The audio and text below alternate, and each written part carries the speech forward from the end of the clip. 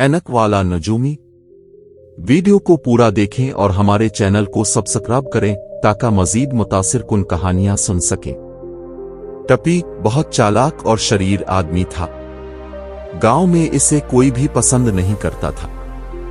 जब मैडम सोफ्टली ने अपने यहाँ चाय की पार्टी करने का ऐलान किया तो उसने टपी को नहीं बुलाया, इसलिए टपी बहुत खफा था। वो अपने छोटे से स्टूल पर बैठकर सोच रहा था कि इस पार्टी में कैसे शिरकत करूं और मैडम सोफ्टली को उसे न बुलाने की सजा कैसे दूं। तब अचानक इसे एक अनोखा ख्याल आया, मैं भी इस बदलकर इस दावत में शिरकत कर सकता हूं। मैं खुद को किस्मत का हाल बताने वाला जाहिर करूंगा। किसी को पता ही नहीं चलेगा कि मैं टपी हूं और हर एक के बारे में सब कुछ जानता हूं। जब मैडम सोफ्टली की बारी आएगी तो आहा, मैं इसे कुछ खौफनाक बातें बताऊंगा। वो मजा लेते हुए सोचता रहा। पार्टी वाले दिन टपी ने एक अच्छा सा काला चोगा पहना, गहरे हरे शीशों वाली ऐनक लगाई, चेहरे पर एक लंबी मसनूई दाढ़ी चिपकाई और मैडम सोफ्टली के घर पहुंच गया। उसने मैडम सोफ्टली से कहा, क्या आप मुझे अपने बाग के एक कोने में बैठने की इजाजत दे सकती हैं? मैं लोगों को किस्मत का हाल बताऊंगा। मैं ऐनक वाला नजूमी हूं। मैं आपकी पार्टी को कामयाबी से हमकनार कर सकता हूं। मैं हर किसी से सिर्फ एक पेनी वसूल करूंगा। बहुत खूब, तुम वहां कोने में अपनी कुर्सी पर बैठ सकते हो। मैं तुम्हारी बारे में अपने मेहमानों को बताऊंगी और शायद मैं खुद भी अपनी किस्मत का हाल मालूम करने आऊं।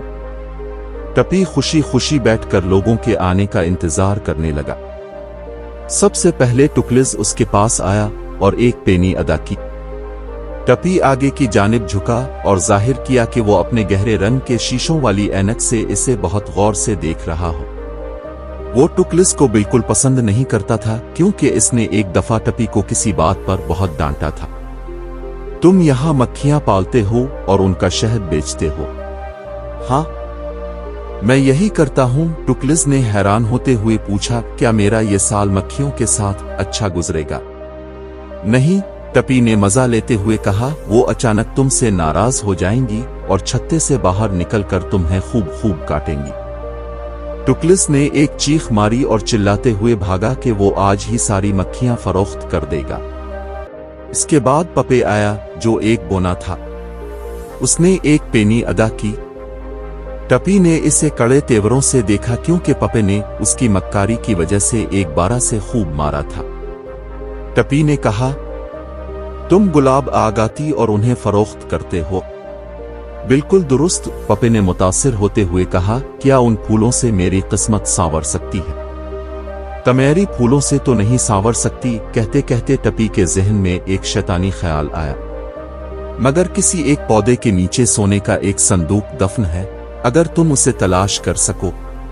पपे खुशी से चलाया, मैं अपने बाग का हर पौधा उखाड़ दूंगा और वो संदूक हासिल करूंगा।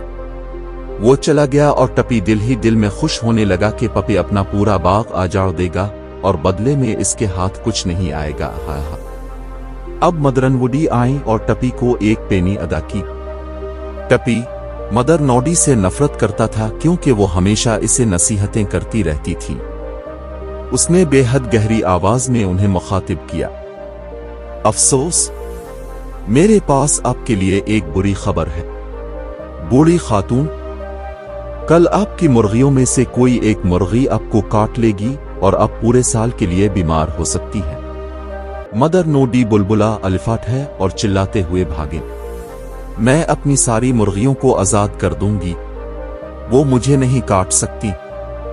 टपी बेहद खुश था। वो अपने मुखालिफों से इंतकाम ले रहा था। अब की बार मैडम सोफ्टली खुद आई। टपी ने इसे आता देखकर दिल में सोचा कि तुमने मुझे अपनी दावत में नहीं बुलाया था, मैं तुम्हें इसका मजा चुके हुआ हैगा।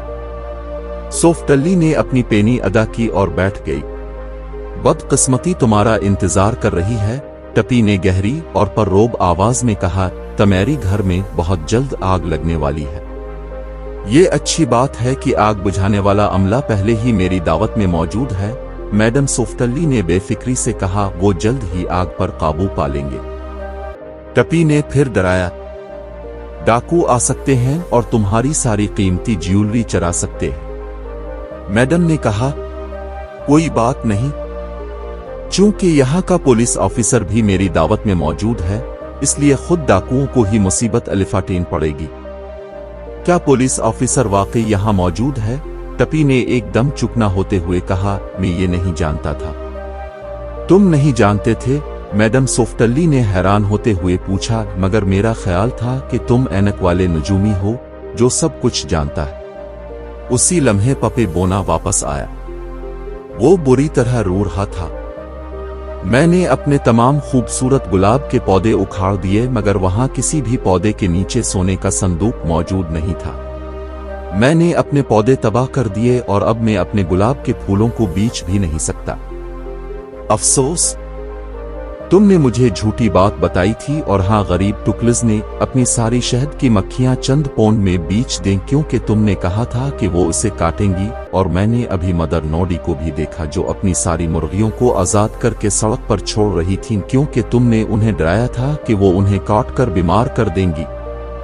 तुमने इस पार्टी में आकर हम सबको परेशान कर दिया। फिर पपे ने बुरी तरह रोना शुरू कर दिया।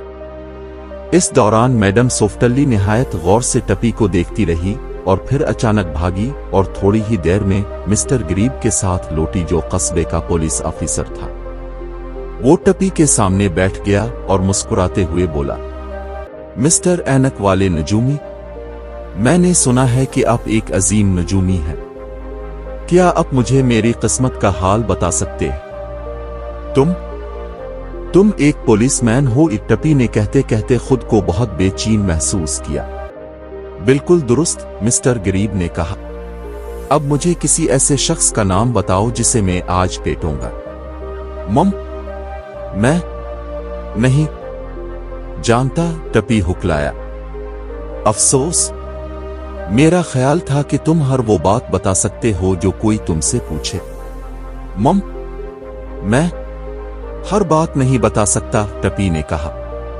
मिस्टर गरीब जोर से हंसे। अच्छा, मुझे यह बताओ कि क्या मैं इस पार्टी के खत्म होने तक यहां ठहरूंगा या मैं इसे बीच ही में छोड़कर चला जाऊंगा? और अगर ऐसा होगा तो क्या मैं अकेला ही जाऊंगा या कोई और मेरे साथ होगा? मिस्टर गरीब की बात सुनकर टपी परेशान हो गया। इसके मुंह से आवाज नहीं निकल रही थी। अब मिस्टर गरीब की आवाज में सख्ती आ गई। उसने टपी की नकली दाढ़ी खींचते हुए कहा, मैं तुम्हारी बारे में पेश गोई करता हूं, यानी तुम्हारी किस्मत का हाल मैं बताता हूं। जैसे तुम्हारी दाढ़ी आतर है, इसी तरह तुम्हारी ऐनक उतर जाएगी। फिर उसकी ऐनक आतरती हुए बोला, इस तरह किस्मत का हाल बताने वाला अजीम नजूमी टपी की शक्ल में तब्दील हो जाएगा और वो मेरे साथ जाएगा, जहां इसे मार पड़ेगी, और वो सबको इतने पैसे देगा जिनसे इन सब का नुकसान पूरा हो जाएगा। फिर वो अपनी इस बेवकूफाना तरकीब पर अमल करने की वजह से पछताएगा। किसी ने करीब आकर कहा, मिस्टर गरीब, आप इससे बेहतर नजूमी हैं, क्योंकि आपने जो कहा वो सच साबित हुआ है। बेचारा टपी